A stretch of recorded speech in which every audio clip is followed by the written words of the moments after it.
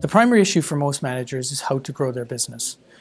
The alternative investment industry is growing quite rapidly. Deutsche Bank's Alternative Investment Survey, which was recently released, predicts that the industry will reach 3 trillion in assets by the end of 2014. But the big are getting bigger. 90% of asset flows are flowing to managers with 10 billion or more, which makes it more challenging for smaller startup managers. And then when we look at where are the capital flows coming from, we see that it's primarily institutional investors. So institutional investors make up 2/3 of the hedge fund industry assets today compared to 1/3 pre-crisis. So smaller managers are going to have to attract institutional capital if they're going to survive. The average hedge fund startup today is around $16 million. And 25% of those managers make it to 100 million. But really only 5% of those managers make it to 500 million and 3% to $1 billion. So that's a major, major challenge. Additionally, institutional investors demand that their managers service them right across the alternatives portfolio.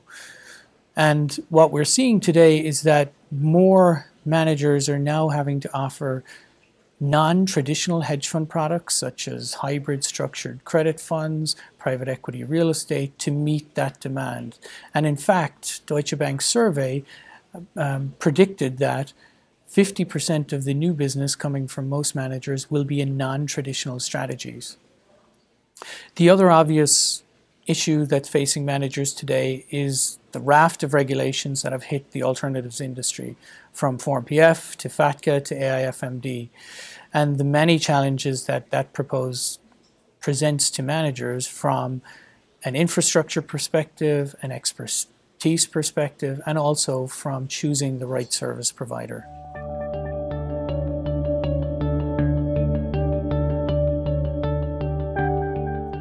Technology plays a very important role, both at the manager level, but also at the service provider level. All of the recent alternatives regulations that have come into play, from Form PF to Form CPO PQR, FATCA, AIFMD, all require a level of investment in technology. And that can either happen at the manager or at the service provider. So the manager really has a decision to make. Do I try and build this infrastructure in-house to comply with the regulations, or do I outsource to a credible service provider that has a robust, repeatable process? At Deutsche Bank, we've made significant investments in our infrastructure to have a very tightly integrated technology platform that integrates trade capture, security master, the general ledger data, the investor data, collateral data, and also risk data within a single data warehouse, which facilitates all of the regulatory reporting requirements of our clients. So the manager has to decide, do I bear the cost in-house or outsource?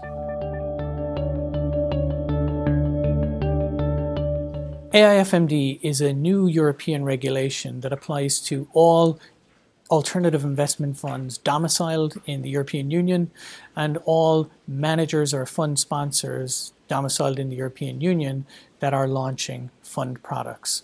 It also applies to any non-EU managers that are marketing into the European Union. So it has quite a broad application right across the alternatives industry.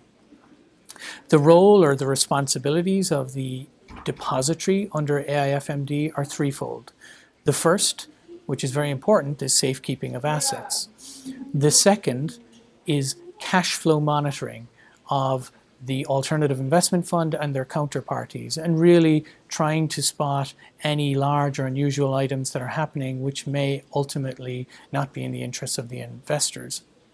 And finally, their responsibility is oversight, which involves the due diligence initially of all of the service providers to the fund, and then the ongoing monitoring of the manager and all of the service providers who are contributing to the alternative investment vehicle.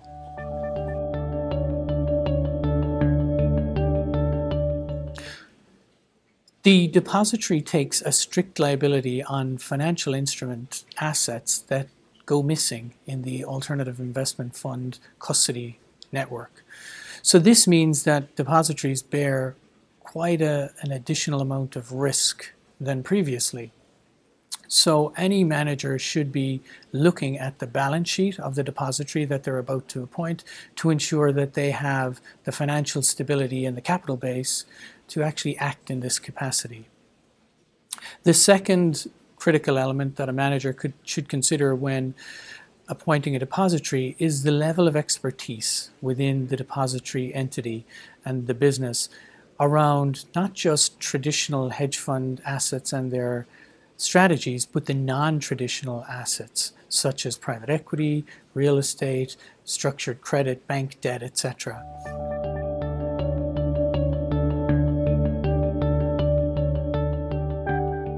Deutsche Bank's Transaction Bank is now one of the 4 pillars of Deutsche Bank. And Deutsche Bank likes the Transaction Bank because it is a stable annuity revenue business with low balance sheet or capital usage.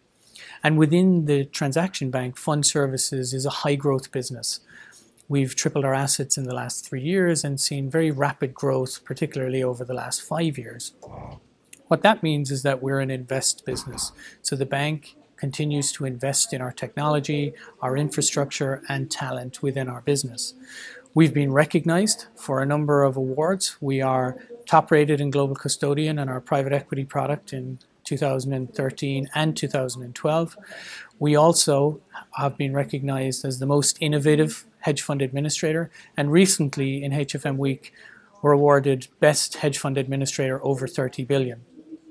We compete very well in the complex alternative strategies, non-traditional hedge strategies such as structured credit hybrid funds, private equity, and complex hedge funds that are highly traded or trading in esoteric asset classes. We have a global operating model, so we can deliver an institutional grade product, and we also have invested heavily recently in our technology, so that allows us to be more flexible than some of our competitors to deliver customized client solutions. So to summarize, Deutsche Bank is investing heavily in its Transaction Bank. The fund services business has a flexible, customized platform, and all of this is for the benefit of our clients.